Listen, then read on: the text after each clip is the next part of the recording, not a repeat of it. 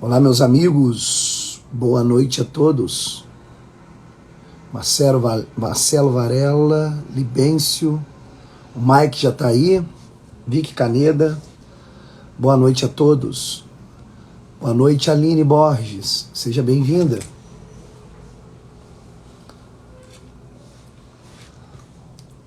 Boa noite. Hoje nós vamos fazer a nossa segunda live de apresentação do nosso curso de Introdução à Filosofia, que iniciaremos no dia 30, segunda-feira. Ainda temos tempo aí para as inscrições. Boa noite, Aécio, seja bem-vindo. Hoje a nossa live terá participação especialíssima do professor de História, meu amigo, também grande amigo Mike. E a gente vai trocar uma ideia aí sobre a história da filosofia, que obviamente é o pano de fundo do nosso curso sobre a Introdução à Filosofia. Duda, seja bem-vinda. Duda Gomes.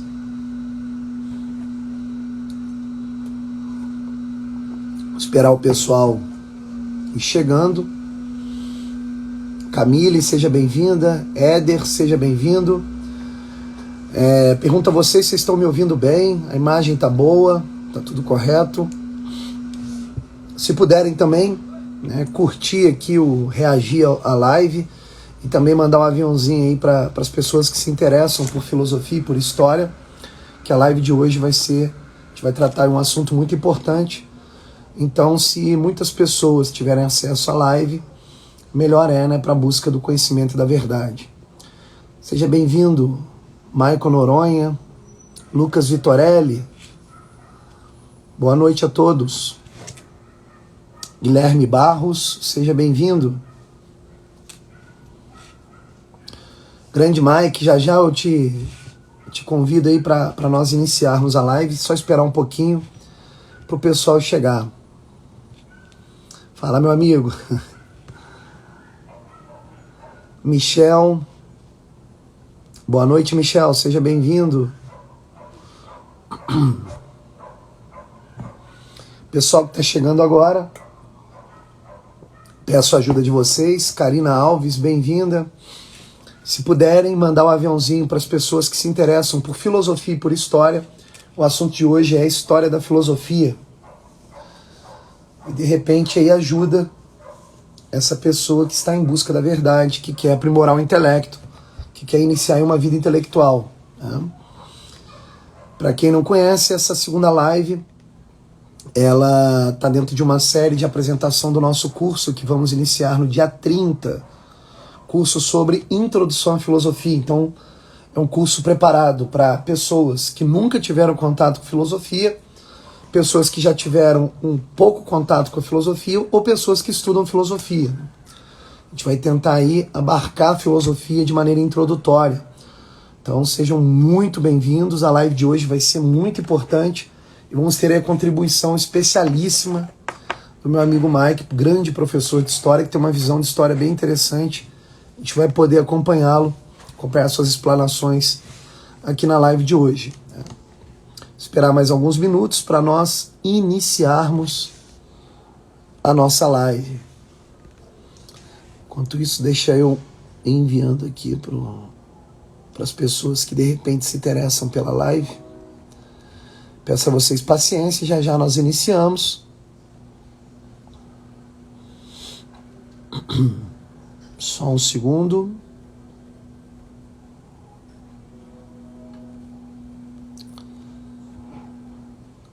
Se estiverem escutando bem, a imagem estiver boa, por favor, me pontuem. O Instagram é sempre uma surpresa. Às vezes a gente está achando que está tudo funcionando e o negócio meio que falha. Só um segundo.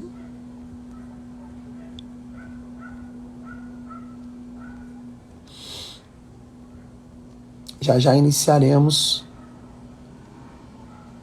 a nossa live.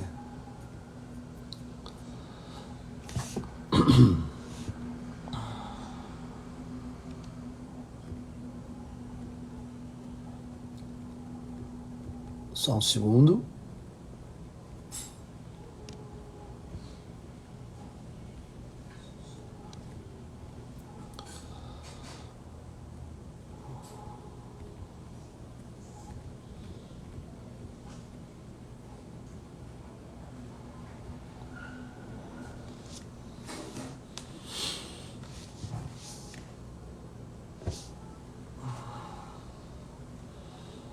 Bem, acho que podemos começar. Sejam muito bem-vindos. Luiz, que acabou de entrar, Jefferson Franco, Victor Civini, seja muito bem-vindo.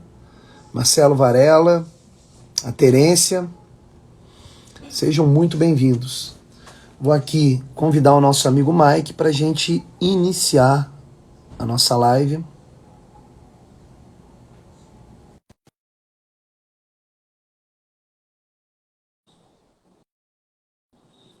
Boa noite, Silas. Seja bem-vindo. Sandra, seja bem-vinda. Olá, meu amigo. Grande Varela, tudo bem? Tudo bem, Mike? Tudo ótimo, cara. Ótimo. Plena sexta-feira à noite, hein? Bom, corpo sexta-feira é um dia que o corpo fica um pouco castigado, né? Ah, com certeza. Aí tá o peso da semana inteira, né? Da É, labuta. tá levinho na sexta-feira também, né? É lógico. E aí, como é Comigo, que tá a vida nova aí com a... Nova entre aspas, né? Você já tem outras crianças, mas um recém-nascido sempre modifica o ritmo da casa, né? muda um pouquinho, você dorme menos, né? Fraldas pra trocar mais ainda, mas é bom demais, né? Ah, maravilha. Ótimo. Então, então, Mike, eu acho que a gente já pode começar, o pessoal já está chegando aí. Antes da gente começar, eu vou pedir para você se apresentar, né, para o pessoal que de repente segue aí meu Instagram, mas ainda não te segue, né? Aliás, já de antemão, aconselho muito o perfil do Mike, né? Porque o Mike, ele é um professor de história e ele tem uma visão muito particular da história e uma visão muito correta, né? O Mike vai poder falar até melhor do que eu sobre isso, mas quando a gente fala de história, é sempre um assunto complicado, porque a história ela pode ser tratada por várias abordagens, né, Mike? E você tem abordagens que o gás já acabou, né?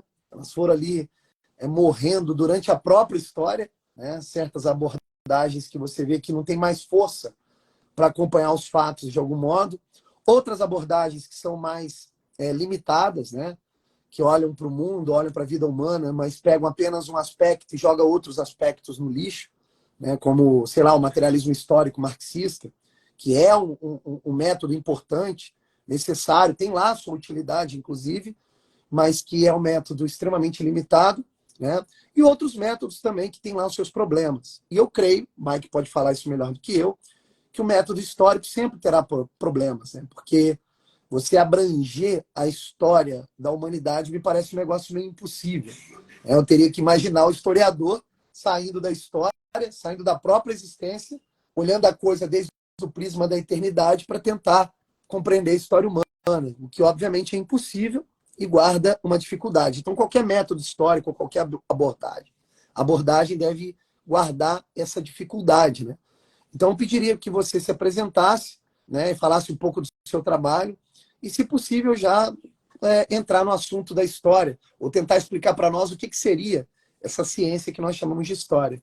Então, seja bem-vindo, Mike. Boa noite de novo. Tá? Espero que o pessoal que esteja aí na live consiga acompanhar e consiga fazer também perguntas, levantar questionamentos, que eu acho que é um assunto importante e necessário. Bom, primeiramente, o som tá ok? Tá dando para me ouvir? Eu estou Tranquilo? achando um Tá aplicado? pouco baixo o seu áudio. Eu não sei se o meu está baixo para você. Aumentei aqui o meu volume no máximo. O seu tá excelente. Eu vou me aproximar mais aqui para poder ficar o mais limpo possível. E agora, melhorou um pouquinho? Acho que sim. Melhorou? Pessoal aí que está acompanhando a live, se puder falar sobre o som, o áudio, está um pouco baixo ainda, mas já melhorou bastante. Manda ver, Então, Mike. vou procurar falar alto aqui, na medida do possível, né? Se ficar alguma coisa incerta aí, você pode falar. Bom, você já me conhece há bastante tempo, né? A gente tem contatos assim bem casuais, bem rápidos às vezes, mas a nossa interação é sempre frequente aqui pela via virtual, né? Bom, eu sou professor de história, não atuo, né, profissionalmente no momento como professor de história, atuo numa área de educação, andragogia, né? Trabalho com pessoas já adultos, né? Com educação, educação no sentido de logística, segurança, né? Trabalho, etc. Eu trabalho com isso, mas vamos dizer, meu trabalho extra-profissional, né? E já profissional é de professor de história. Eu costumo falar que às vezes eu nem me considero tanto um professor de história. Eu me considero mais né, vamos dizer, um pensador, um filósofo, né?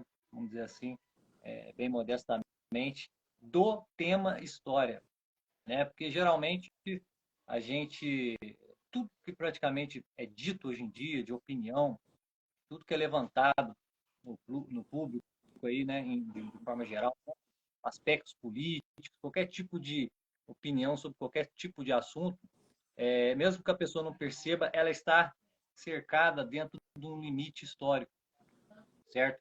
Ela não pensa, não sabe, às vezes nem percebe, mas ela está sendo condicionada de uma forma ou de outra pela carga histórica, né? E muitas das vezes até para os professores de história fica difícil delimitar exatamente o que é história. Eu tenho uma definição pessoal que eu uso no meu método, né? Você estava falando de método aí, né? Todo método ele é imperfeito. Todo método tem seus furos, tem suas falhas. Mas sem método nada acontece, certo? A própria filosofia, né? Quando a gente fala de filosofia, a gente está falando de uma atividade, certo? Específica do ser humano, diferente da história, né? Mas que se prolongou no tempo histórico por conta do método. Então, o método filosófico, né, que você vai magistralmente aí expor, né, no seu curso, ele depende do quê? Dessa continuidade histórica dele próprio, que é o método, né? O método tem falhas, mas sem o método nós não fazemos nada. Eu tenho um método pessoal, né, que eu uso para poder explanar sobre as questões de história, que é um método que eu chamo de método sintético, né? Eu chamo de história sintética. É quase uma pseudodisciplina que eu criei para falar sobre a natureza de história e etc. Né? O que consiste esse método? Dentro desse método tem uma definição de história que é a seguinte: a história é a forma do acontecer na consciência. Certo? Por quê? Toda narrativa histórica precisa de uma apreensão sensível, né, dos dados, ou seja, dos dados históricos ou até mesmo dos dados presentes, né, da conjuntura onde o historiador se encontra para poder escrever ou narrar aquela obra, certo? Mas nada disso acontece se ele não fizer um movimento interno, certo?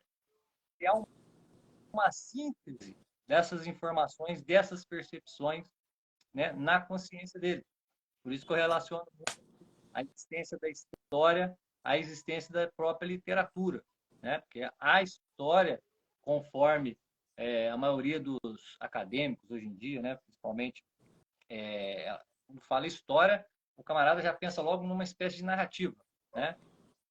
Mas eu, o método, divido, né, as noções de história em três dimensões, sendo que essa narrativa, né, no caso, é a última parte de uma etapa de percepções do historiador ou do filósofo da história, né? Que, no caso, é a dimensão formal.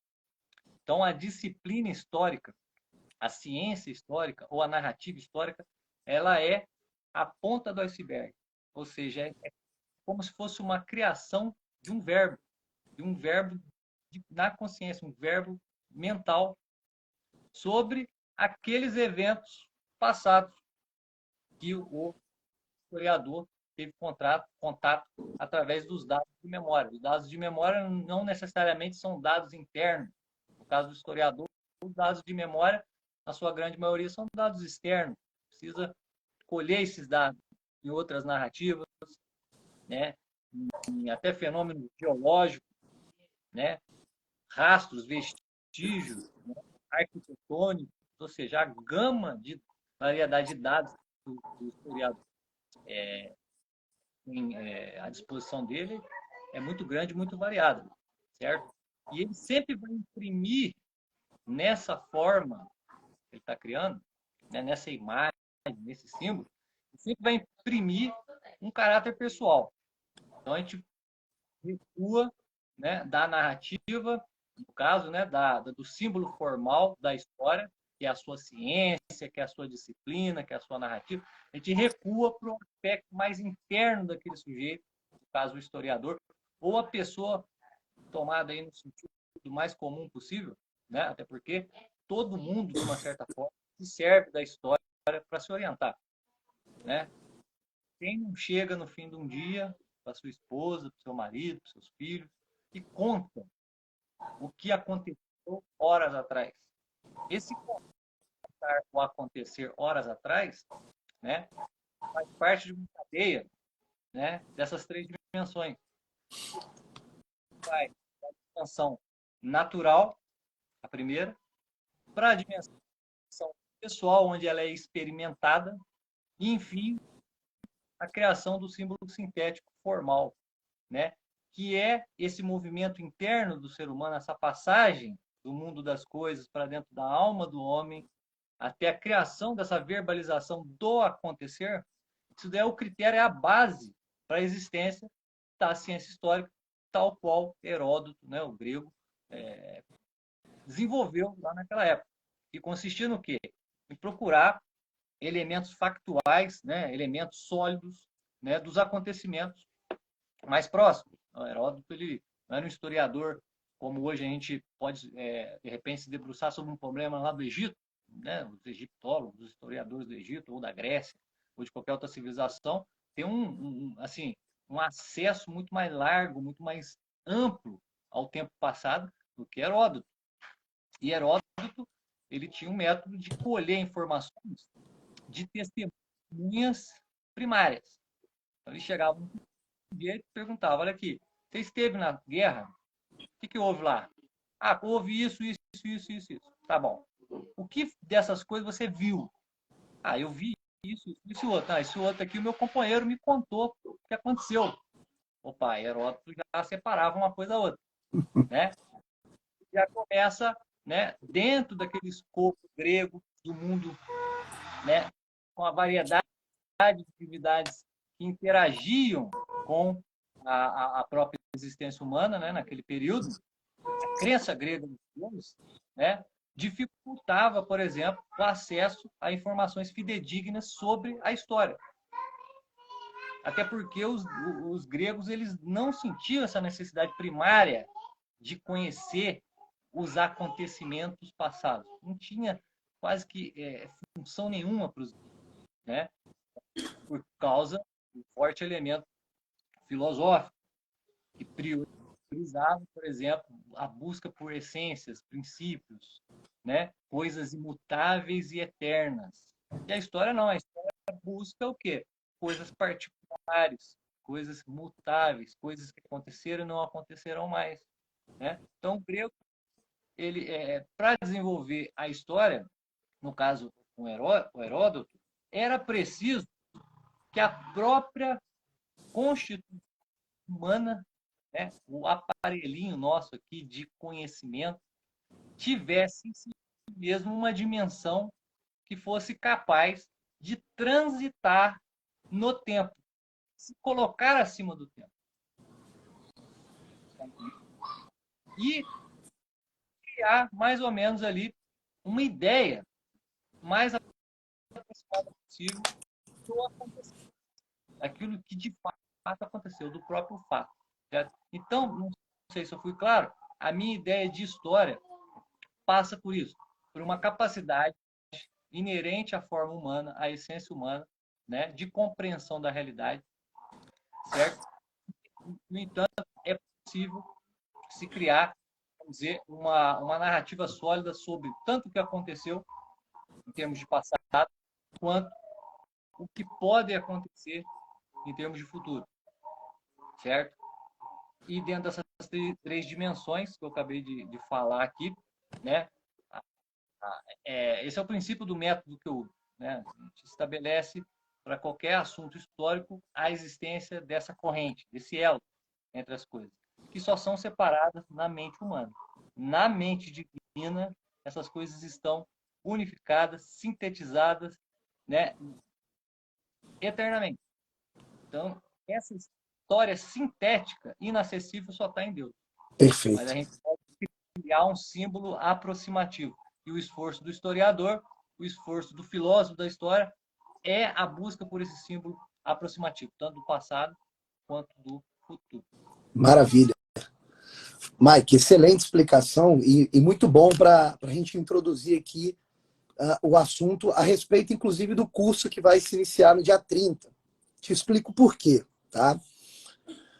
O nosso curso do dia 30, apesar dele ter o nome Introdução à Filosofia, ou seja, o objeto central, né, é introduzir o aluno ao método filosófico, aquilo que é filosofia.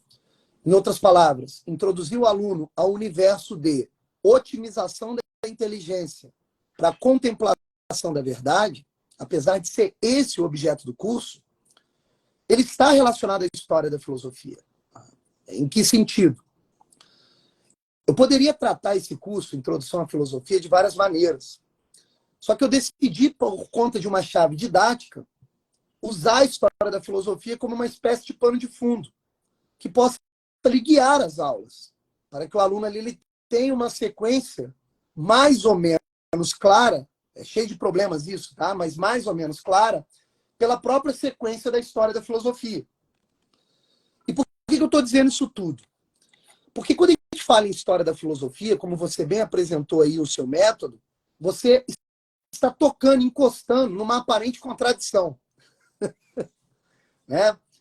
Por mais que tenha semelhança entre a história e a filosofia, e a semelhança está no fato de que tanto o historiador quanto o filósofo, ele tem que se abrir para a realidade, ele tem que captar algo da realidade, por mais que o filósofo esteja atento ao essencial e o historiador ao contingente, tudo bem, não tem problema nenhum nisso, a semelhança está em abrir a inteligência para a realidade.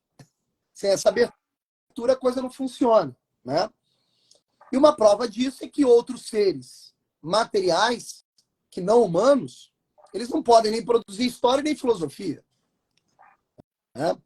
Por mais que o Aristóteles, o maior dentre os gregos, tenha escrito um livro chamado História dos Animais, quando você vai ler o livro é de biologia. Ele chama de História dos Animais justamente por conta dessa semelhança, né, Mike? Ou seja, porque a origem da palavra, a origem da palavra história é justamente investigação. Perfeito. Ou seja, no próprio cerne da etimologia do termo história, você já tem a semelhança com a filosofia. Aliás, com qualquer outra área chamada pelo grego lá antigo de ciência. Aliás, o significado autêntico de ciência é o significado grego. É tomar ciência de um fato. Fazer com que o intelecto apreenda alguma coisa. Então, nesse sentido, o historiador e o filósofo guardam semelhanças. E não tem como negar isso daí. Tá? No entanto, existem grandes diferenças gritantes. Né? Por exemplo, quando você vai lá estudar um pouco sobre o surgimento da filosofia, você vê um fato muito interessante, que é o seguinte. O surgimento da filosofia, para quem não sabe, a gente vai tratar isso com muitos detalhes em muitas aulas no nosso curso. O surgimento da filosofia ele se dá através daquilo que hoje nós chamamos de pré-socráticos. Então, os pré-socráticos eles iniciaram ali essa técnica que nos leva a aperfeiçoar a inteligência para aprender as essências, né, que estão na realidade. No entanto, o surgimento da filosofia ela se dá como um fato muito interessante. Né?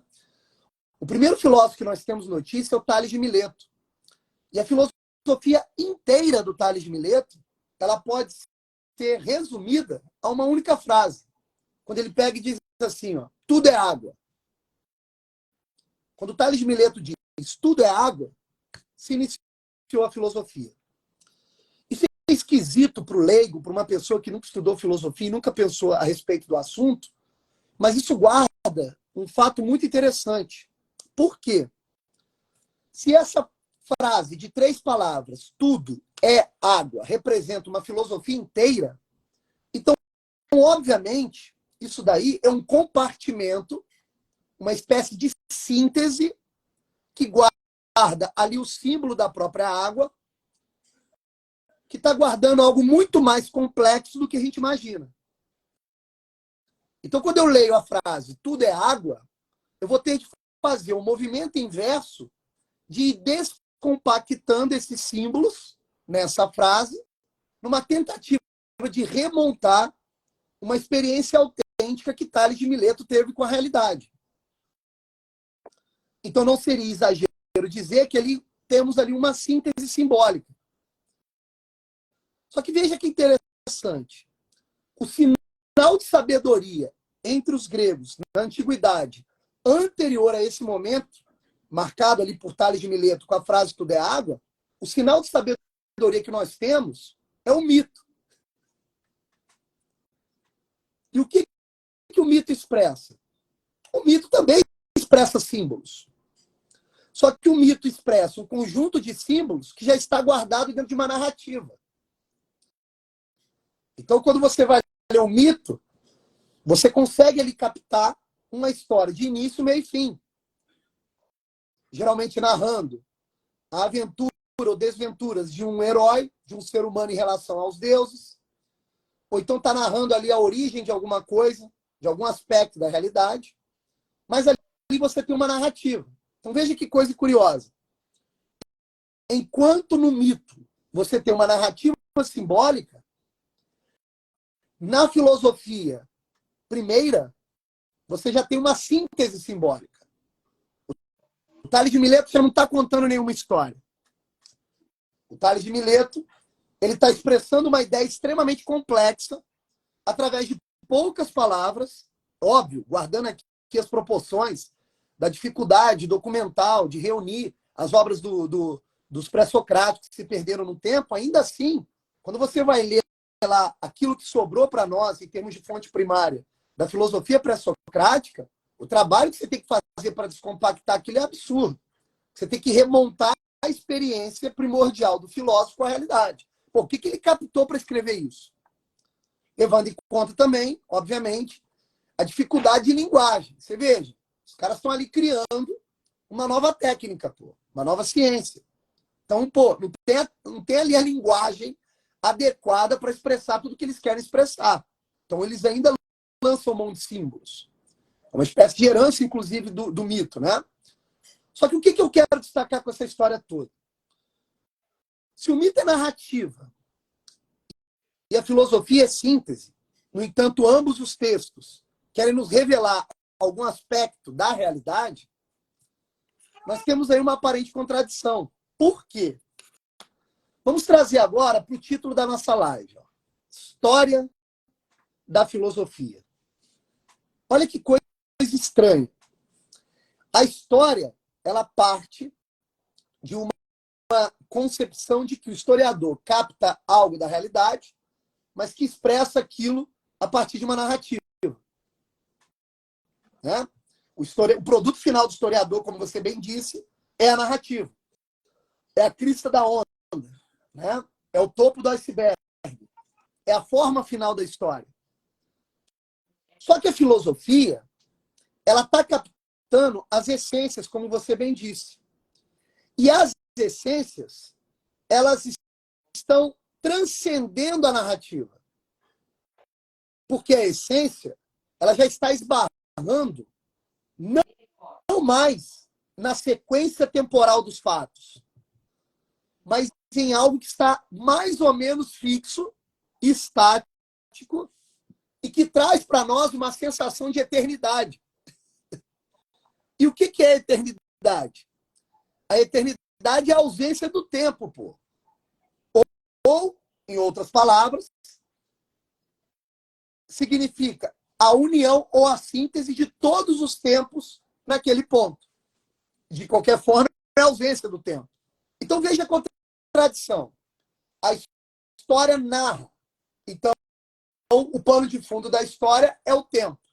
O filósofo esbarra na essência, portanto, esbarra na eternidade. E o que caracteriza o que o filósofo capta é o atemporal, é o ahistórico, é aquilo que transcende a própria história. Daí a questão, como trabalhar em cima dessa contradição? Ou seja, como é possível uma história da filosofia? Percebe a questão? Porque, olha que interessante, lá no nosso curso, que vamos iniciar no dia 30, como eu disse, o pano de fundo é a história.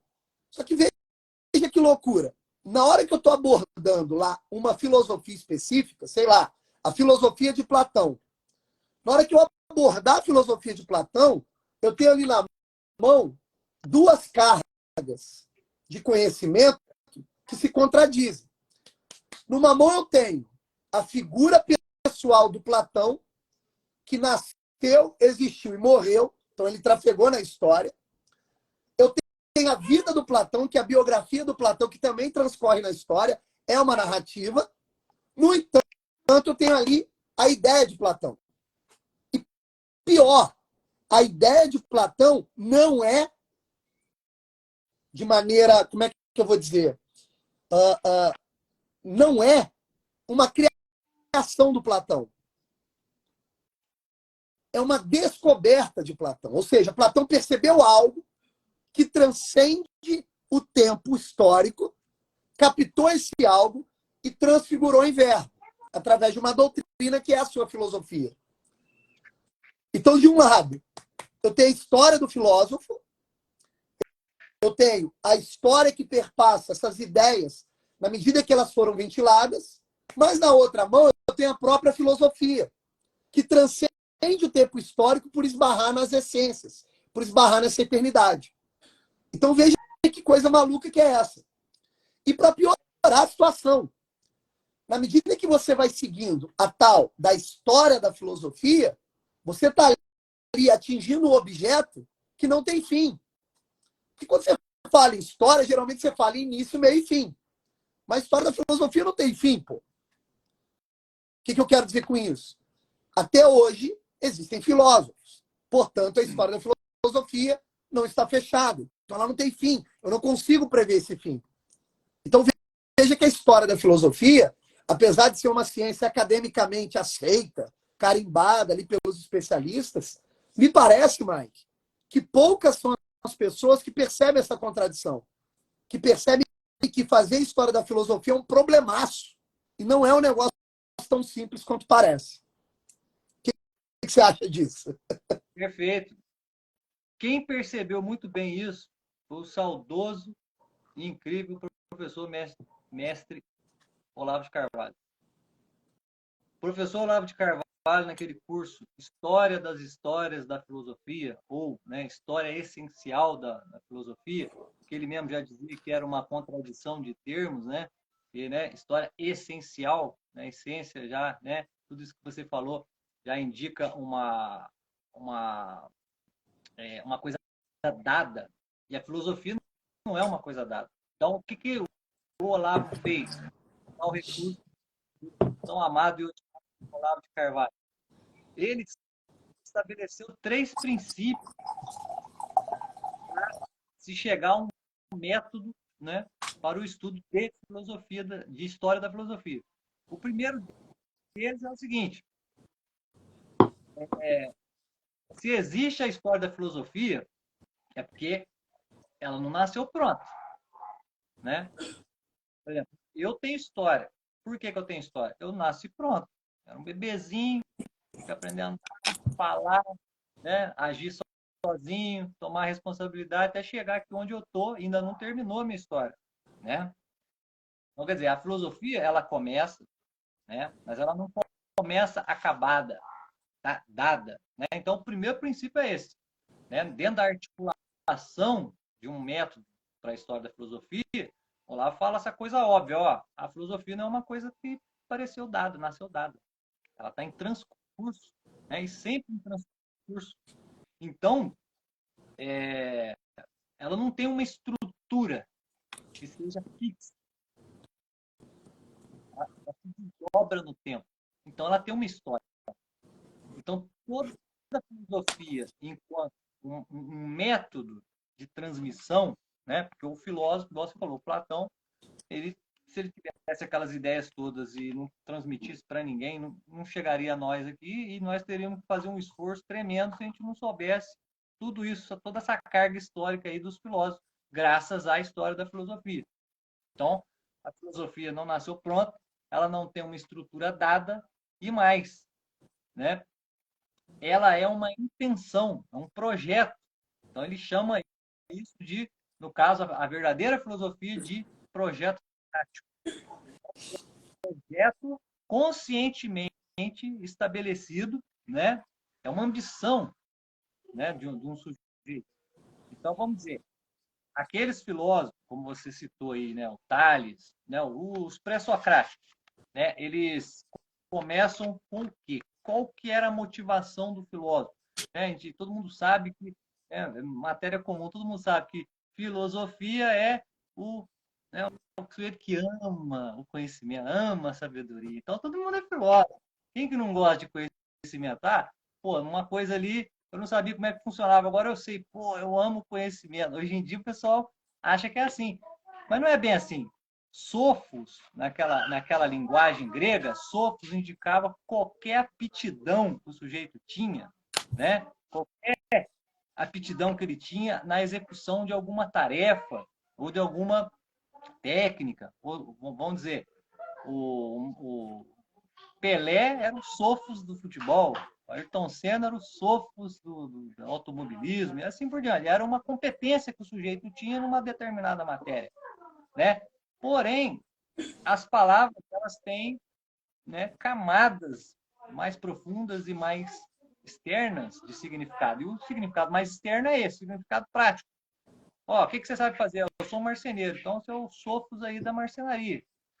E o tal do filósofo, ele que ama o conhecimento, ama a sabedoria, ele não está amando uma atividade prática em específico. Ele está amando o fato dele poder conhecer as coisas. Perfeito. O que os pré-socráticos, que o primeiro filósofo, vamos dizer assim, né, tem de diferencial para qualquer um que, né, ama conhecer as coisas e aprender as coisas para poder praticá-las depois? É o fato de não estar procurando uma atividade prática. Ele está procurando coisas mais profundas, ou seja, ele está procurando uma unidade subjacente que há em aquela coisa permanente, como o Tales. Ele falou água. Provavelmente ele usou a água como um símbolo, como você disse. Ele não era, né, tantã para falar assim, pô, olhou para um rio e falou assim, ah, é feita de água, o sol é feito de água. Não, ele enxergou uma qualidade simbólica na água que era a coisa mais próxima possível de poder compor todas as coisas, né? Então, há algo na água que há no sol. Há algo na água que há na mente humana e assim por diante, em todo o cosmos. Então, essa busca por uma unidade subjacente é a marca da filosofia, que separa ela do simples saber corriqueiro, prático, né? Os egípcios sabiam construir pirâmides, mas talvez eles não fossem filósofos, certo? Então, os pré-socráticos, isso que a gente chama de pré-socrático, né? O movimento da filosofia começa por um debruçar-se da inteligência sobre o fenômeno natural. É uma gênese especulativa, né? Baseada numa verossimilhança, numa probabilidade, né? No caso, é provável que tudo seja feito de um elemento tal qual a água, vamos supor, Perfeito. né? Ou como o fogo, ou o ar, o hyperon, né? Então você vê que era uma posição investigativa em relação ao cosmos, né? Como a gente sabe de tudo isso? Por causa da história. Não quer dizer, até para você poder discernir isso num curso de filosofia, você tem que usar o recurso histórico. Porque esse tipo de conhecimento, ele é um conhecimento, uma atividade, né, a filosofia, que ela é, vamos dizer, vamos comparar com a vida espiritual. Se o sujeito reza, fica ali, ninguém conhece o cara, é só ele, Jesus Cristo. ele salva a alma dele, de repente, e realiza a natureza, realiza a missão, a vida dele, a história dele no mundo. Sem ninguém ficar sabendo, sem transmitir nada para ninguém. Pode acontecer isso. Mas o filósofo, né, não necessariamente. O sujeito tem que ter uma ambição de transmissão dentro desse ponto. Então, tudo começa com essa, vamos dizer, primeiro, essa busca por uma unidade subjacente das coisas, seja ela água ou o que for. Né? Tanto é que depois do elemento mais grosseiro, né, que são os minerais, né, no caso, assim, vai indo para os números, com Pitágoras, né? Não, a unidade. Daqui a pouco, a unidade subjacente são as estruturas atômicas. A unidade subjacente, Parmênides, vai saindo do grosseiro e vai para o invisível, né? Vai para o sutil. Vai sutilizando o negócio. Quando chega a figura de Sócrates, que é a filosofia tal qual, né? O método sobrepõe-se, ou seja, a transmissão, a continuidade, aquilo que pode se tornar histórico. Por exemplo, o Pitágoras, os pré-socráticos também fazem parte da história da filosofia, certo? Mas é difícil hoje você empreender uma filosofia, regressão, a partir do Tales de Mileto. Mas e a partir do Sócrates? A partir do Sócrates, a coisa muda de aspecto. Por quê? Porque sai da especulação em relação ao cosmos, à natureza, e entra na especulação em relação ao homem, ao espírito, à alma. Já é um aprofundamento. É um olhar que saiu do periférico para o axial. Certo? E você vê, não sei se eu estou falando demais, você pode me interromper. Não, sim. Eu me interesso muito por essa parte da história e das ideias. Né? Você vê que há uma ordem, né, de transmissão de Sócrates para Platão, de Platão para Aristóteles, a ponto de você perceber que Sócrates era uma espécie de síntese de toda a filosofia. De alguma maneira, Sócrates soube algo sobre esses outros filósofos, sobre a opinião desses outros filósofos, e ele soube isso não através de livros, ele soube isso através da crença pessoal de quem convivia na época dele. Perfeito. Concorda comigo? Correto. Então, quer dizer, há um elemento histórico aí envolvido na vida pessoal de Sócrates para que ele pudesse acessar verdades profundas nele mesmo. Perfeito. E você veja, né, Mike, que quando você cita a definição etimológica batida da palavra filosofia, né? Amor à sabedoria, que o pessoal tanto vulgariza, e você vai no termo, porque se você raciocinar sobre o significado, é um negócio sensacional. Veja, o indivíduo é amante da sabedoria. E amar a sabedoria não significa meramente buscar a sabedoria, mas significa uma alteração na própria biografia, ou seja, no próprio estilo de vida que possibilite esse amor, pô. Porque às vezes eu não estou na altura da sabedoria, eu nunca vou estar. Mas se eu não me preparar para pelo menos buscar a sabedoria também, no sentido de estar pronto, estar com a inteligência aberta para isso, a coisa não funciona. E veja que coisa interessante que você acabou de dizer. Uma maneira da gente tentar resolver essa contradição, que não dá para resolver ao final das contas, mas dá para a gente, por proximidade, tentar resolver, é justamente perceber o seguinte: apesar do filósofo ele ter uma história pessoal, algo que o desperta em algum ponto biográfico da sua existência, que o desperta para essas verdades essenciais que estão para além da história, essa alteração que acontece com ele mesmo na sua vida pessoal também é um esbarrar na eternidade. E isso é interessante, ó. Porque veja que coisa impressionante. Você citou aí muito Sócrates. Você fez ali um delineamento dos pré-socráticos até chegar em Sócrates. Você disse um negócio muito interessante. Você disse o seguinte: a gente lê lá um pouquinho dos pré-socráticos e dá para perceber uma proto-filosofia. Apesar de Pitágoras ter cunhado o termo filósofo, amor à sabedoria, e obviamente ele amava a sabedoria, era uma filosofia autêntica, ainda assim, quando você lê, e não é apenas por uma limitação da linguagem, mas quando você lê o pré-socrático, você fala assim, aqui tem uma protofilosofia. E, de repente, quando aparece Sócrates, você diz, aqui tem uma filosofia. Essa diferença sutil que a gente capta tem a ver, me parece, com uma mudança na atitude do indivíduo filósofo dentro da sua biografia. Parece que ganha uma carga mais pesada em ser filósofo com Sócrates. Como se Sócrates fundasse o filósofo por excelência. Como se Sócrates fundasse o modelo de filósofo. Coisa que você olhava para os pré-socráticos e você via resquícios de um filósofo em perfeição. Mas Sócrates sintetiza a perfeição do filósofo. Então, peraí. Teve aí uma mudança. Teve aí uma mudança existencial.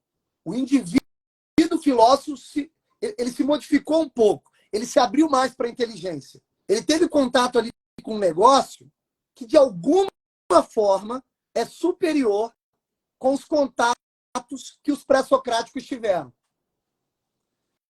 Como se fosse um casamento um pouco mais perfeito entre o filósofo e a sabedoria. Né? Aliás, é muito esquisito, né, a gente perceber que o Sócrates escutava vozes. Pô. Falava, ó, tem algo aqui falando comigo. Né? Tem um anjo aqui falando comigo. Tem um Deus aqui falando comigo. Tá me trilhando aqui. Tem um negócio diferente. Porque apesar de você ler lá todo o poema de Parmênides, né, que tem 2 páginas, e você perceber que tem resquícios também dessa comunicação com a sabedoria, em Sócrates, a coisa fica muito perfeita. E para deixar o negócio ainda mais grave, a própria biografia do Sócrates, ou seja, a própria vida do Sócrates, apesar de ser uma história, porque é uma biografia que transcorre no tempo, com início, meio e fim, a própria biografia dele é sintetizada na sua filosofia, de modo que você possa entender que a vida do Sócrates já está se confundindo com a sua filosofia. Porque agora a gente tem um caso claro e notório de alguém que morreu pela sabedoria. Opa! O negócio ficou bastante sério. Diferente de morrer por uma causa. Perfeito. Ele não morreu por uma causa. Não morreu por uma causa. Não é uma honra. Não é uma mera virtude moral. Percebe? Tem um tom de gravidade aí num degrau acima. Porque virtude moral, convenhamos, os pré-socráticos tinham, pô. Você pegar a escola pitagórica, porra, o cara para entrar na escola pitagórica e conhecer Pitágoras tinha que ter 5 anos em silêncio. Fala assim, ô burro, cala a boca, escuta o mestres, depois você vai me conhecer, meu filho. Então a preparação moral já existia na filosofia pré-socrática. Agora, com Sócrates, é quase uma encarnação da filosofia. É quase a sabedoria encarnada. É um negócio muito sério. Porque nos pré-socráticos a gente percebe que o fator moral, o ajuste moral, ele é presente. Mas ele é um recurso. Perfeito. Sem esse recurso, o sujeito não poderia encontrar as condições internas necessárias para poder especular sobre esses princípios subjacentes de todas as coisas. Porque sem a aquisição da virtude, a inteligência não enxerga. Não, ela fica embotada. Ela fica embotada. Precisava de um ascetismo, precisava de uma preparação, né? Que justamente. Mas em Sócrates, o princípio moral, ele é o princípio determinante. Perfeito. Mas é porque ele foi elevado, né, Mário? Exatamente. O princípio moral foi elevado. Exatamente. Por isso que Sócrates, ele primava pelo quê? De, através das crenças estabelecidas no ambiente social, na mente dos seres humanos daquele período, tentar chegar através dessas crenças ao fundamento. Perfeito. Qual o fundamento dessa sua crença? O que você crê? você crê nisso, certo? E isso daí é um movimento que culmina no quê? Culmina na perfeição moral. Porque não há perfeição moral sem a sinceridade. O que Perfeito. faltava ao povo na época do Sócrates era uma dose de sinceridade. Eles, assim, claro, eles tinham os recursos, né, históricos ali dos, né, de uma certa maneira, impregnados ali na cultura dos pré-socráticos. De repente, eles encontram um camarada que simplesmente balança todo o alicerce. Olha que loucura. Tudo isso é crença. O Tales estava certo, o Pitágoras, tá todo mundo, não, tá certo isso, tá bom. Só que tem uma coisa aí que você está escapando. É como hoje em dia. Hoje em dia a gente vive um ambiente ainda mais conturbado, ainda mais caótico do que o da Grécia no período do Sócrates. Hoje em dia é muito fácil ser sábio. Olha só, é muito fácil ser sábio. Por quê? Porque a própria definição de sábio mudou. A palavra cão hoje em dia morde, né? Na época do Aristóteles não mordia. Eu não sou um ser humano, eu sou uma zebra, né?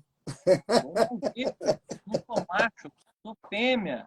Coisas desse tipo mostram que o ambiente nosso, ele necessita não só do ajuste moral, que era um requisito prévio para poder acessar ali aos conhecimentos pré-socráticos. Não só, né, vamos dizer, o método filosófico socrático, que é o que institui o método. Olha só, o cara instituiu um método sem uma sistemática, sem uma escola, sem discípulos, assim, vamos dizer, constantes, porque Sem livro que apareceu, escrito. sem livro escrito, o cara estava lá na guerra, aí daqui a pouco ele estava em casa com a mulher tacando as coisas mesmo, brigando porque não estava. E como é que a gente sabe isso tudo?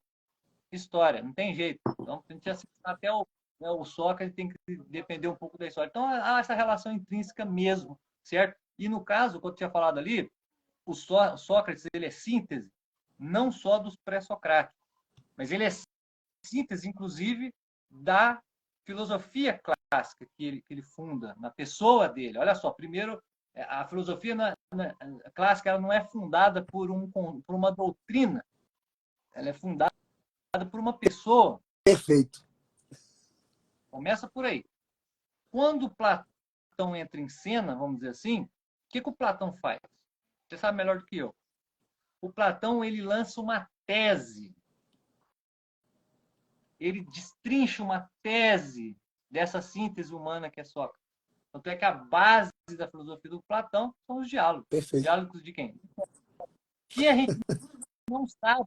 A gente não sabe historicamente se esses diálogos aconteceram. Não é uma obra histórica do Platão. Mas no ponto da obra do Platão, a história ela aceita a autoridade da verdade. Aí, foda-se se a história é documentada ou não. Ela vai, acha o seu lugar ontológico de fato e se posiciona abaixo da verdade. Que é o próprio Sócrates falando, pô. É quando a filosofia enobrece a história. Perfeito.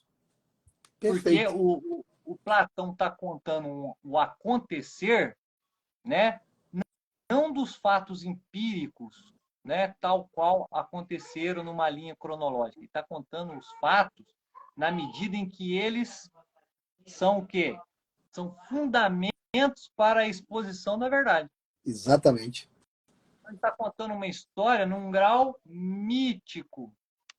É por isso que o pessoal considera o Platão um grande expositor de mitos, um grande poeta. Então, a filosofia platônica ela é a filosofia artística.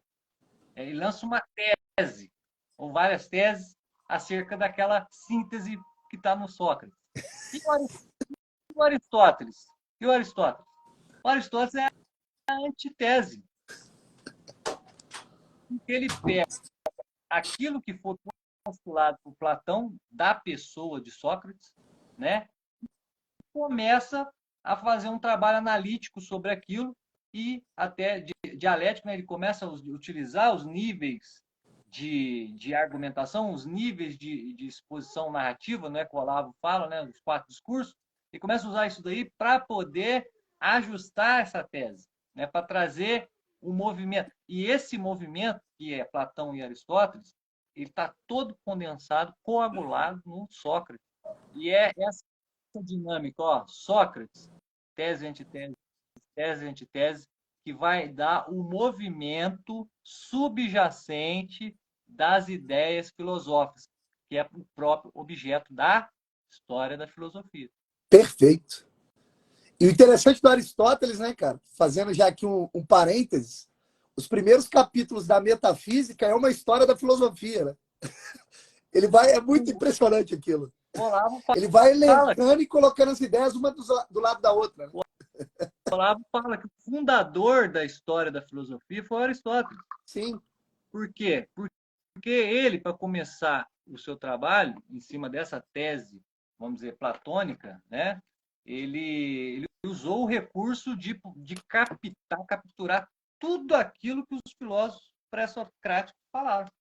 Ele foi coletando, ele foi, né? Ele não escreveu uma obra, mas ele fez uma obra histórica.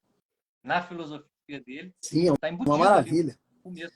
E é interessante essa sequência, né, desses 3 pensadores, dos 3 grandes pilares aí da filosofia clássica, Sócrates, Platão e Aristóteles, porque sem saber, eles já estão construindo os pilares da sociedade ocidental. Né? A cultura já está tudo lá. Né? De novo, aí o aspecto histórico que está para se desenrolar na próxima geração. Que você tem Sócrates, pô, tá lá o filósofo, tá lá o pilar da filosofia. Aí daqui a pouco você tem Platão. Platão trazendo de volta a imagem poética, mítica, mas não para voltar aos pré-socráticos. Olha que loucura. Mas para descompactar a filosofia socrática em diálogos, traduzindo as ideias por mitos. Cara, Platão tem um quê de religioso? Então veja que coisa interessante. Um braço da filosofia em Sócrates, um braço da religião em Platão. Aí vem o Aristóteles e cientificiza tudo no bom sentido. Cria a ciência, cria a biologia, cria a física. Ele pega e descompacta ainda mais. Que isso? É um negócio monstruoso. Então, Aristóteles, ele aperfeiçoa a filosofia e constrói um monumento. Como se chegasse para a gente agora, nós que somos herdeiros, né, dessa cultura tradicional, como se Aristóteles chegasse para nós agora e falasse, ó, toma filosofia, olha aqui a filosofia. Filosofia é isso aqui, ó. Aí você fala, caramba, isso é a história da filosofia acontecendo. Então, veja que é próprio da história da filosofia não ter fim, pô, por um motivo muito simples. Fim, nesse caso, supõe morte. E a filosofia não é morte, é vida. A filosofia é viva. E aqui a gente pode, inclusive, introduzir um próximo assunto, Mike, se você me permitir, que eu acho que serve de ponte. Quando você vai passando pela história da filosofia e chega na modernidade, depois a gente volta à Idade Média, tá? Mas quando a gente chega à modernidade, acontece um fenômeno muito esquisito, que é o seguinte. Nós sabemos que a modernidade ela é caracterizada por uma espécie de fragmentação dos saberes. Então, aquela unidade grega se perdeu há muito tempo. Então, os saberes estão fragmentados.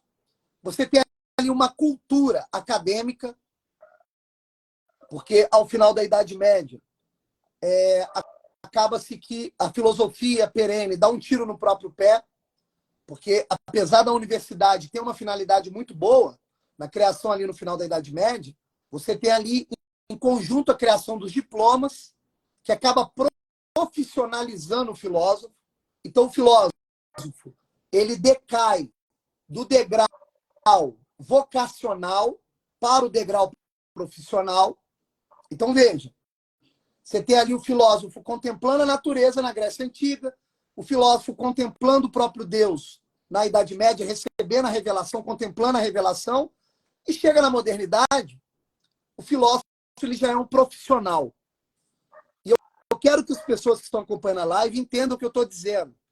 Quando eu digo que houve uma decaída do parâmetro vocacional do filósofo, que é Sócrates, que é Santo Agostinho, que é Platão, que é Aristóteles, que é Santo Tomás de Aquino, e isso decai a um filósofo profissional, um Descartes, um Hegel, um Locke, um Rousseau, eu não estou falando com isso que essas filosofias da modernidade, profissionalizadas, estou usando esse termo aqui, elas não tenham lá o seu grau de profundidade. É óbvio que tem. Aliás, dentro do aspecto da história da filosofia, essas filosofias modernas são muito importantes. Pô. Você entende, inclusive, o período histórico. Você entende, inclusive, os métodos desenvolvidos dentro da academia. No entanto, não tem como negar essa decadência que fez com que o filósofo saísse da contemplação da natureza e da revelação para dentro de uma sala, de um escritório, de uma escrivaninha, de uma biblioteca. Apesar que o Aristóteles foi o criador da biblioteca. Mas eu creio que vocês estejam entendendo o que eu estou falando. E aqui cabe um negócio interessante, porque na modernidade começam a surgir novas doutrinas filosóficas que começam a declarar a morte da história da filosofia. Aqui é um aspecto importante. Cada filósofo que vai surgindo na modernidade arroga para si o fim da história. Então você tem lá o René Descartes abrindo a modernidade dizendo o seguinte, olha, o racionalismo é um modelo filosófico perfeito, que resolveu as ambiguidades, que resolveu as contradições. Então esse é o modelo. Daqui a pouco surgem os empiristas. Não. O modelo não é cartesiano. O modelo é o que eu estou trazendo agora. A razão sozinha não dá conta da realidade. É necessário que os sentidos captem o mundo material, porque o mundo material, o mundo grosso, o mundo corpo, o mundo físico é o que interessa. Aí daqui a pouco vem Kant. Não. O racionalista tem um erro, tem acerto, o empirista tem erro, tem acerto. Cria aqui uma síntese. Só que daqui a pouco, quando você vai ler lá a filosofia kantiana, você fala assim, pô, peraí, cara. O cara está dizendo que a coisa em si não pode ser atingida pelo intelecto humano. Ele se separou da realidade de novo. Está me parecendo que esse cara está querendo ser original, mas não está sendo honesto na busca da verdade. Aí cada pensador que vai aparecendo arroga para si a criação de um novo modelo que decorre o fim da história. Porque com esse modelo aqui, todas as contradições estão resolvidas.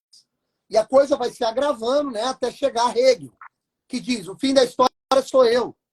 Depois, com Marx, a história se limita à luta de classes e o fim da história é o comunismo. E você começa a perceber esse movimento. E aí, olha que coisa interessante, Mike. Quando você compara esse movimento da filosofia da modernidade com o movimento da filosofia da tradição, você percebe uma coisa muito interessante, que é o seguinte. O filósofo da tradição, ele encarna a busca pela sabedoria, ao ponto de aceitar as próprias limitações, aceitar o fato que ele está muito abaixo da sabedoria, aceitar as contradições da realidade, aceitar os problemas do seu próprio método e abrir a possibilidade para outro continuar a caminhada. Enquanto que, na visão moderna, a história da filosofia deixa de ser uma história viva e se torna uma história morta. Porque o cara roga para si um modelo perfeitíssimo, que resolve todas as ambiguidades. No entanto, aqui cabe um dado interessante. Existe uma maneira de você verificar isso que não apenas estudando as filosofias desses dois modelos, tradicional perene e modelo moderno. Mas existe um outro método que é engraçado, é interessante. É quando você estuda a biografia do filósofo. Aí você vê um negócio que é fantástico. Em enquanto que na tradição da filosofia perene, você vê um acordo, uma comunhão, uma união, uma junção perfeita entre a biografia do filósofo e as ideias que ele colocou, na modernidade você vê um movimento contrário. Você vê as ideias expostas em uma filosofia, aliás, filosofias robustas, sofisticadas, com perdão do termo, só que totalmente separadas da vida do filósofo que a construiu. Então você vê a vida do filósofo, o filósofo em pessoa, vivendo a sua vida numa direção e a sua filosofia apontando para outra direção. O que te faz perceber um grau de falseamento em que você vê uma distância entre o verbo proferido e a própria vida do sujeito. Ou seja, na modernidade, Sócrates está morto. Porque a filosofia de Sócrates é a própria vida de Sócrates.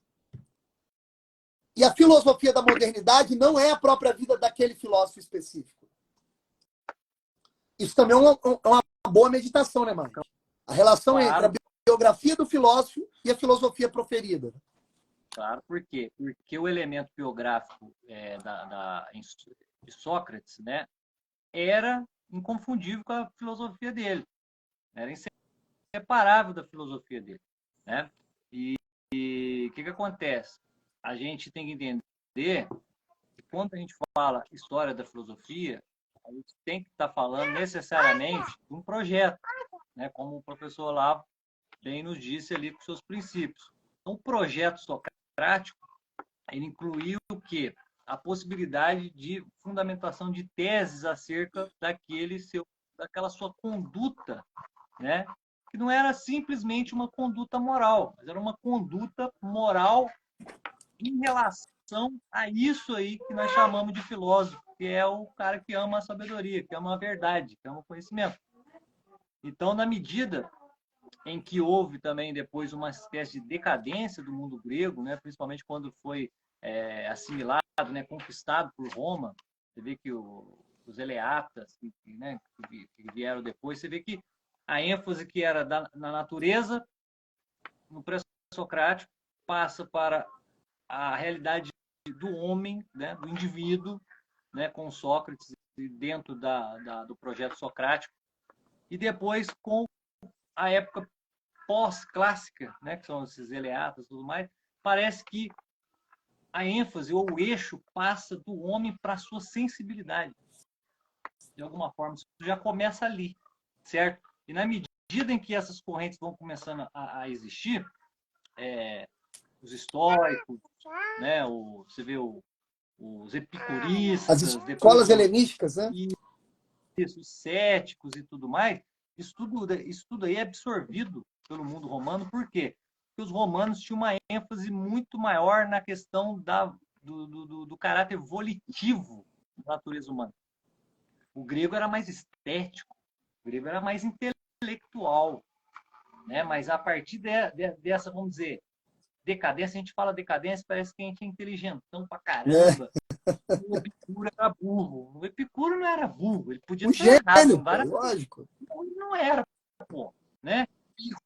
O cara lá que era um cético, ele podia estar errado em algumas coisas, mas burro ele não era, né? Então, quer dizer, esse arsenal, vamos dizer, de filosofia pós-clássica, ela é assimilada, a princípio, pelo ambiente romano, com muito mais vigor do que, a princípio, o platonismo e o aristotelismo, certo? Tanto é que, pouco tempo depois, o cristianismo Roma se torna o cristianismo, né? Roma se torna a igreja, certo? E com Santo Agostinho começa um processo de invasão bárbara da filosofia. Bárbara aqui no bom sentido, né? Enquanto ocorria a invasão bárbara a Roma, que foi possibilitando, né, a desarticulação de vários processos né, vamos dizer, qual foi a única estrutura que sobrou ali, o sólido, o cristianismo. Porque se amparava, na verdade, em critérios permanentes, sólidos e vivos. Né? Então, à medida que essa cultura morre, não é que morre essa filosofia herdada, né? Essa filosofia mais sensível.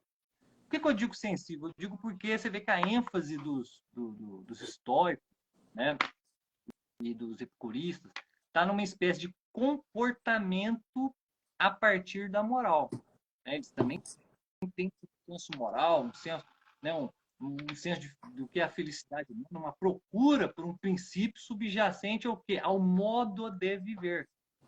Ou seja, a própria praxis de vida. Então, a filosofia pós-clássica era uma filosofia mais voltada para uma praxis do viver.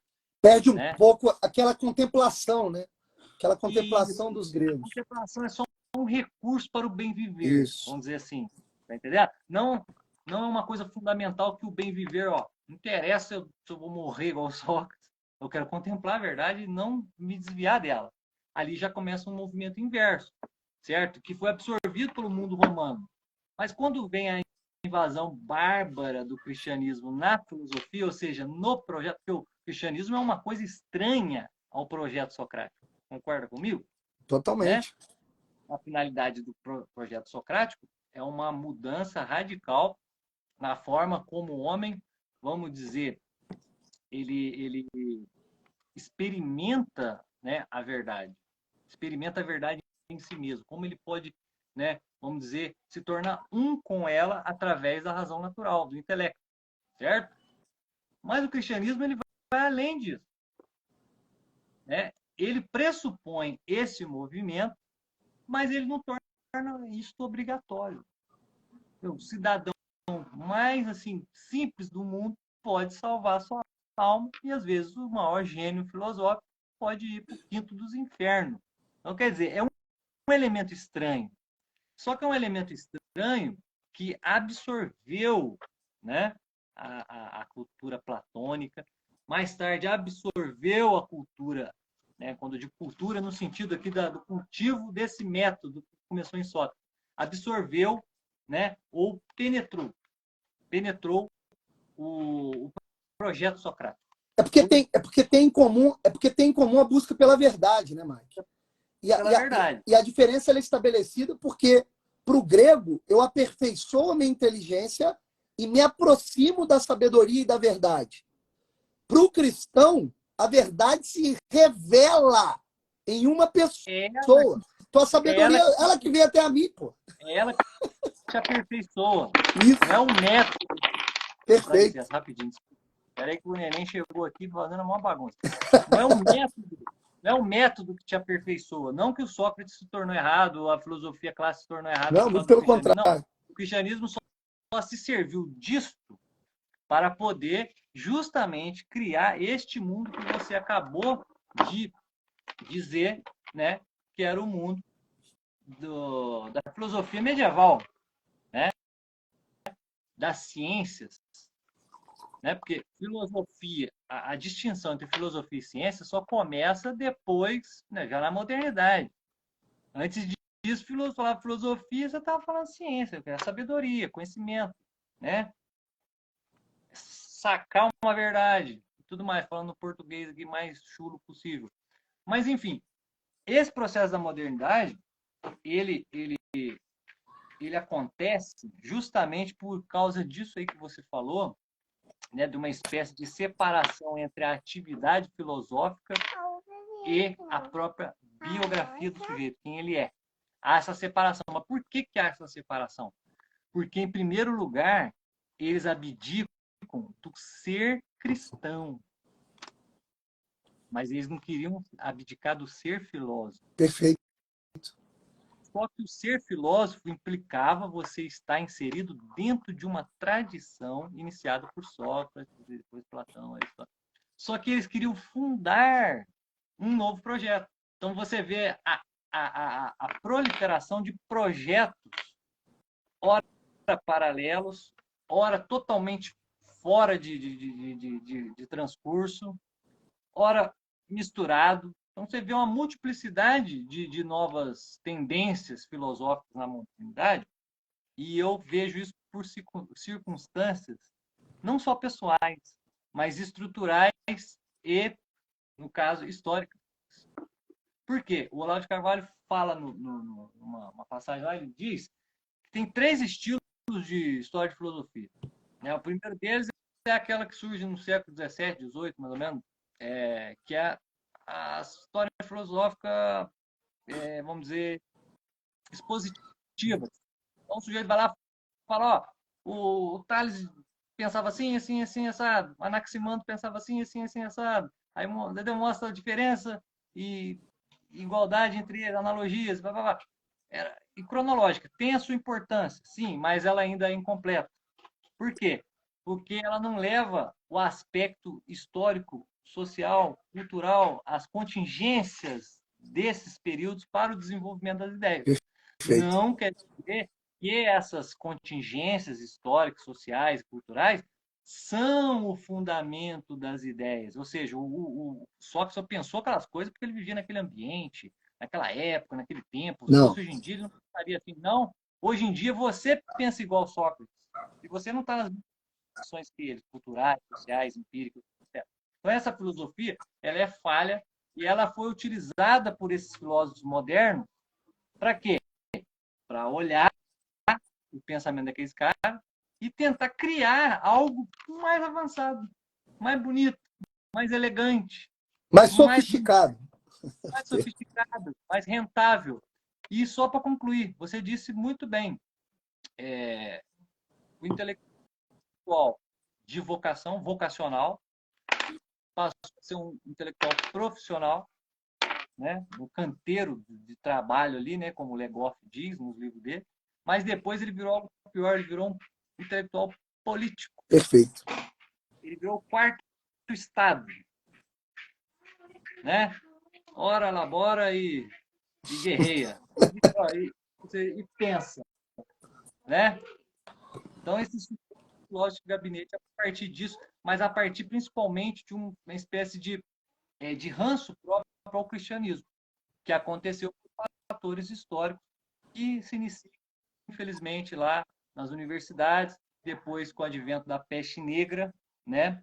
Até criar vamos dizer, uma nova sensibilidade no indivíduo ocidental. Essa nova sensibilidade de índole individualista. Isso Perfeito. eu explico numa série que eu gravei, tem no meu canal do YouTube, A Peste e o Espírito. Ali eu estou falando disso, de como esse movimento histórico implicou, né, numa uma mudança de sensibilidade dos sujeitos naquela época, que foi responsável pela ascensão do individualismo, que é, vamos dizer, o princípio subjacente dos filósofos modernos. Perfeito. Individualismo. E é engraçado, né, Mike, que esse princípio subjacente dos filósofos modernos, eles já estão também em síntese na antiguidade pelo carreirismo dos sofistas, pô. É engraçado, né? Os sofistas, eles já são uma proto-modernidade, né? Porque os sofistas são figuras engraçadas dentro da antiguidade grega, porque quando Sócrates sai às ruas, o que ele encontra de elite intelectual é a casta dos sofistas, que é uma casta ali que é nova, que se aproveita ali de um espaço dado pela democracia grega e se apodera do cenário político, da praça pública, graças ao fato deles trazerem informações da filosofia autêntica dos pré-socráticos. Só que eles corrompem essa filosofia e transformam isso em técnica oratória, retórica, ao ponto de ter poder político, poder financeiro e tudo mais. Né? E o mais engraçado é que eles são os responsáveis pela morte de Sócrates. Então, veja, a morte de Sócrates, a perseguição a Platão, a perseguição a Aristóteles, você tem ali como pano de fundo a ação política dos sofistas. Então, a linha dos sofistas, ela não morre. Ela não ficou apodrecida. Ela caminhou ali debaixo da terra na Idade Média e ressurge na modernidade. É impressionante isso daí, né? Para você ver que tudo, de alguma forma, já existe em termos de projeto, como você bem disse, na tradição grega. Isso é fantástico, né? Isso é impressionante. Agora, Mike, diga lá, você vai falar? Pode continuar. E só para a gente partir para o fim, por conta do tempo da live, né? Já vamos aí para 1h30, quase. Opa, nesse sentido, eu vou, enquanto a gente parte para a fase final aí da live, se alguém tiver alguma pergunta, pode fazer agora. Temos aqui alguns comentários. Eu vou propor aqui um último assunto, mas... Aqui, ó. Que aula. Fantástica aula, sensacional. Só elogios aí, Mike. A sua explanação aí, a nossa conversa. Obrigado. O Sérgio, cara. 2 dinossauros do rock. Tá vendo? Desenterrando aí o passado negro. Mas que tá grudado na nossa biografia, né, Mike? Não tem como desvincular. Graças a Deus, que fez parte da... Lá vem o Serjão com a ironia socrática. Então, se alguém tiver pergunta, a hora é agora. Podem fazer perguntas, comentários aí. Mas enquanto o pessoal pensa numa possível pergunta, a gente pode partir aqui talvez para uma fase final aí da nossa live, para a gente não estender tanto, né? Sim.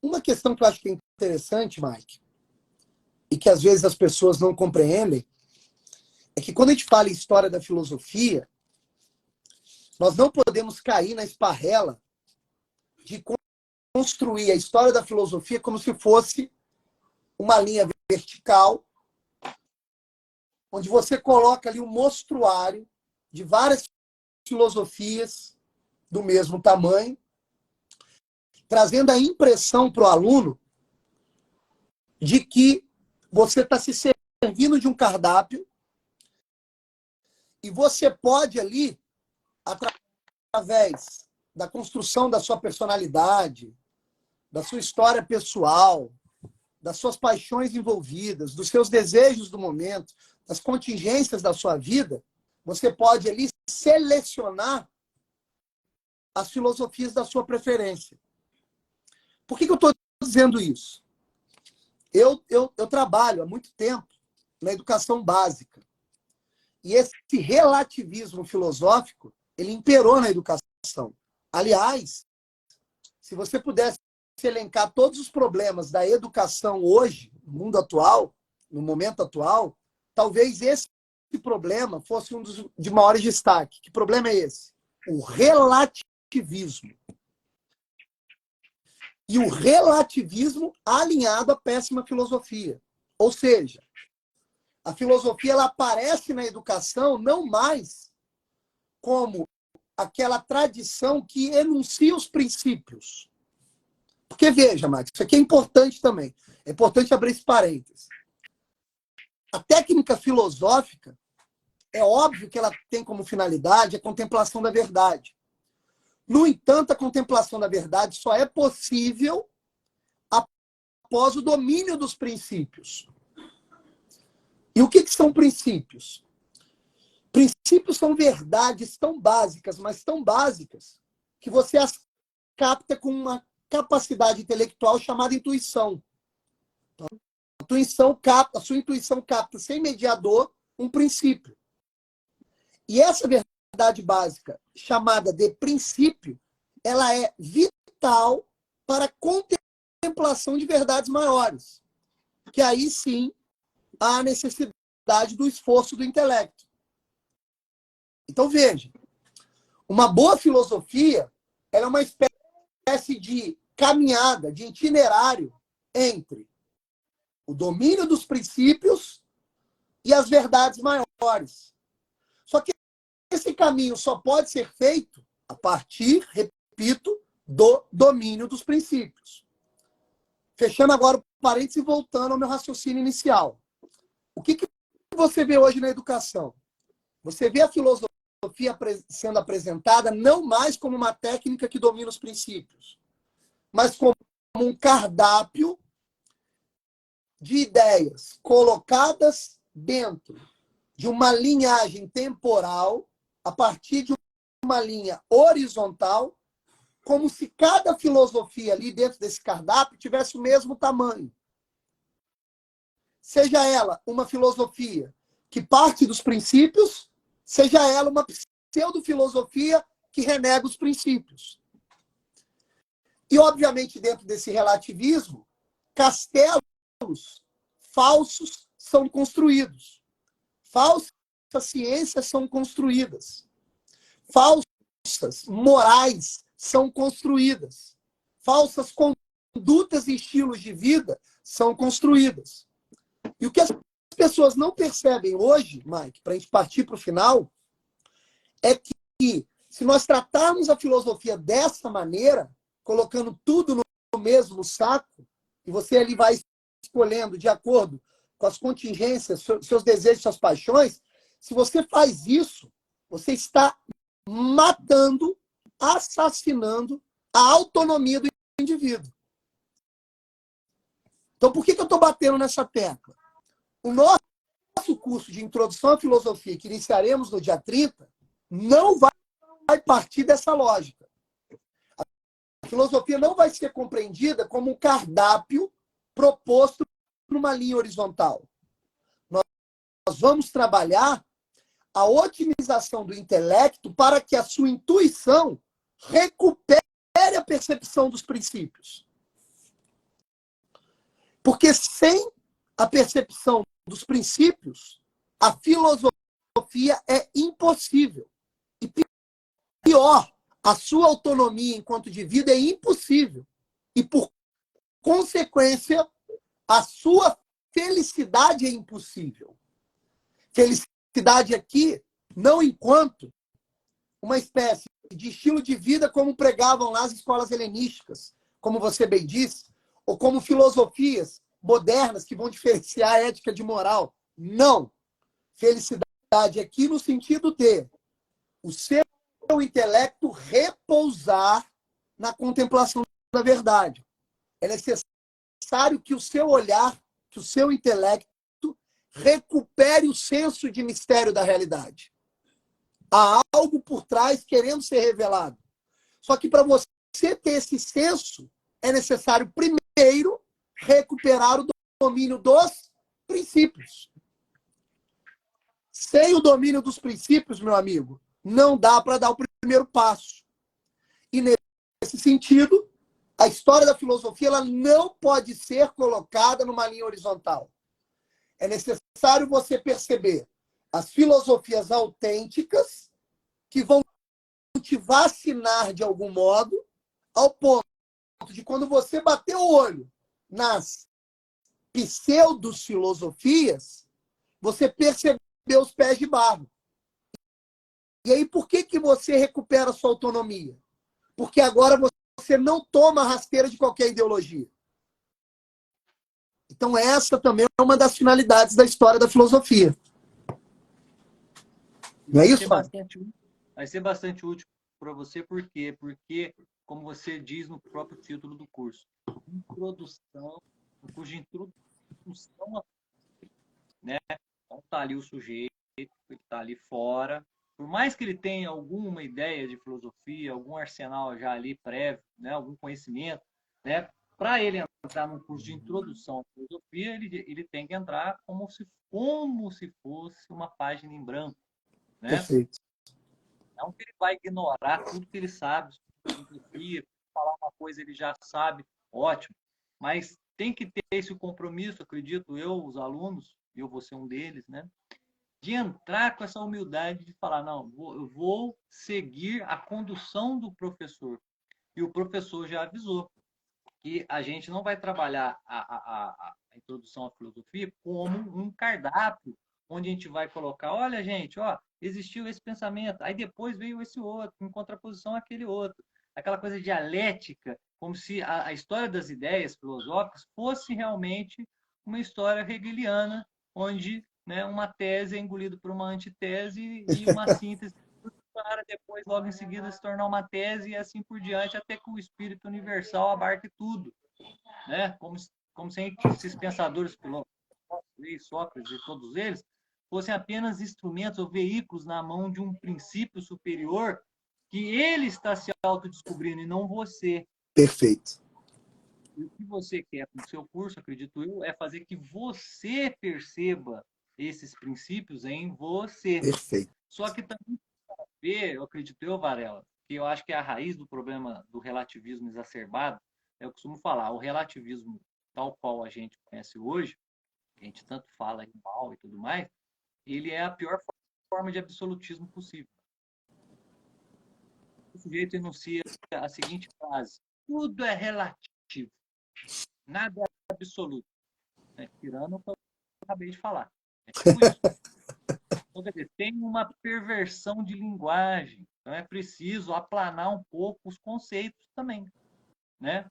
O tipo de linguagem que você está usando. Às vezes você vai falar em intelecto, dentro do contexto cristão, o intelecto pode significar uma coisa, dentro do contexto filosófico vai significar outra. Não quer dizer que a palavra intelecto ela é relativa. Existe algo de absoluto nela. Você tem que enxergar que absoluto é absoluto, relativo é relativo. O que é relativo é relativo. Mas o império do relativismo hoje é o império do quê? Do mau uso da linguagem. Perfeito. É a linguagem, vamos dizer, livre, leve, solta. Não é a linguagem que Deus deu para Adão e Eva antes do pecado. Deus deu uma linguagem no qual Adão e Eva olhariam para as coisas e diriam exatamente o que elas são. Quer dizer, ali não tem filosofia, né? No Perfeito. sentido metodológico. Pode, entre aspas, né, que Adão e Eva tivesse uma filosofia no sentido de uma infusão do conhecimento direto da parte de Deus neles. Então, ali podia ser, né, chamar isso de filosofia também, é você usar o nome filosofia já num outro sentido. Então, para você não cair nas raias do relativismo tal qual nós contemporâneo, você precisa, em primeiro lugar, tomar um banho de sal aí na sua linguagem, né? E isso é essencial para o estudo da filosofia, principalmente quando ele está usando o recurso da história da filosofia. Senão, é exatamente nesse processo. Porque você, como professor de filosofia em escola, você deve sofrer essa tensão, que é a tensão de ter que transmitir um conteúdo e, às vezes, esse conteúdo ele é histórico, né? Claro, e você tem que encontrar uma brecha no meio disso para você fazer o processo filosófico nascer naquele indivíduo. Ou pelo menos ele ter captar a noção daquilo. Porque tem uma luz lá dentro dele que eu quero que ele descubra, pô. Porque a pior coisa que tem é quando o aluno pega e fala assim, ó, assim, já trabalhando no nível do ensino médio onde eu trabalho, o aluno fala assim, ó, eu prefiro tal filósofo. Eu falei, ih, não pegou o negócio. Ele não pegou o negócio.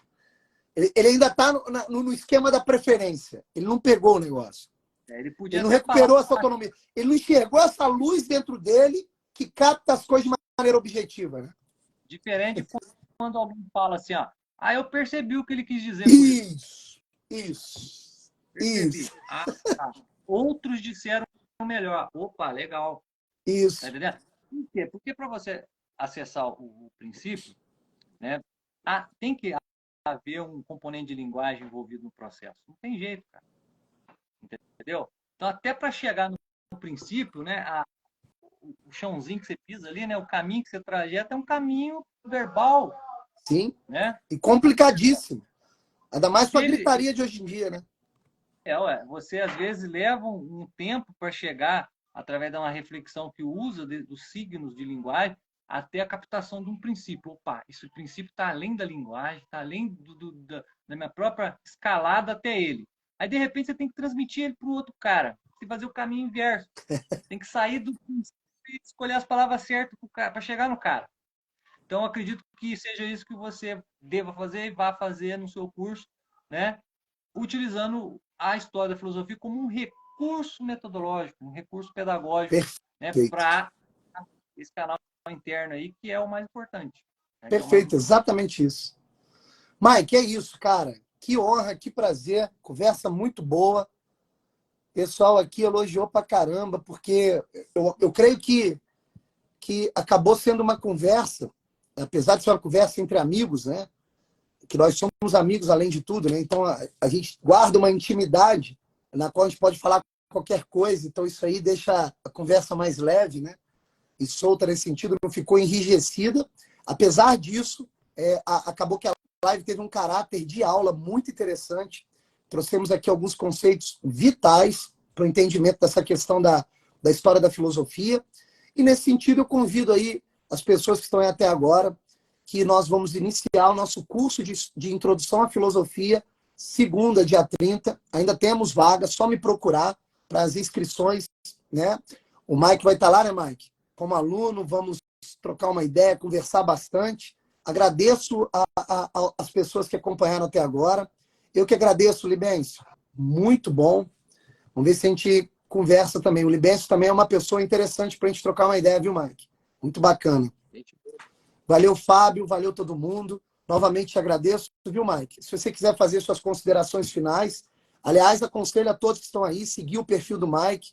Repito, a visão que ele tem da história já é uma visão filosófica, então é uma visão importante para você fugir aí do marasmo e da mesmice aí que você encontra na internet.